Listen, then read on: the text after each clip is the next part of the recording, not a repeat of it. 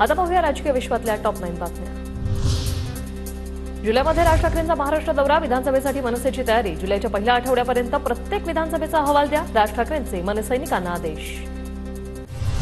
कराडमध्ये खासदार उदयनराजे भोसलेंकडून निळू फुलेंची नक्कल, उदयनराजेंच्या मिमिक्रीने कार्यकर्त्यांमध्ये एकच हर्ष पिकला। मुख्यमंत्री शिंदेंच्या भंडारा दौऱ्यावेळी मीडियाला घेऊन जाणारी बोट तुटली, बोटीचे 3 तुकडे दुर्घटनेनंतर रेस्क्यू टीम पोहोचल्यानं मोठा अनर्थ टळला।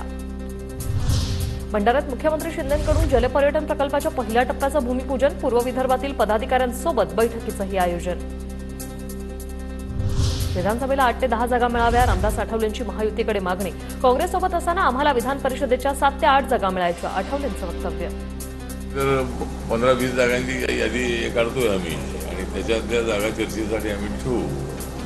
त्यामधल्या काय रिझर्व्ह जागा असतील, काय नॉन रिझर्व्ह असतील, त्यामुळं त्या जागा आता 6 जागा नाही 8 जागा म्हणतोय आपण। आणि आमचा पक्ष महायुतीपासून फारकत घेत महादेव जानकर विधानसभा स्वबळावर लढणार, 104 जागेवर तयारी सुरू, कार्यकर्त्यांना तयारीला लागण्याच्या सूचना। विधानसभा निवडणुकीच्या पार्श्वभूमीवर मुख्यमंत्री शिंदेंचा फोकस आता विदर्भावर। विदर्भातील 62 विधानसभा मतदारसंघापैकी 15 पेक्षा जास्त जागांवर शिंदे गटाचा दावा, सूत्रांची माहिती। पुण्यातील विधानसभेच्या 8 जागांचा महाविकास आघाडीचा फॉर्म्युला निश्चित झाल्याची माहिती। शरद पवार गट 3, काँग्रेस 3 तर उद्धव ठाकरे गट 2 जागा लढवणार, सूत्रांची माहिती।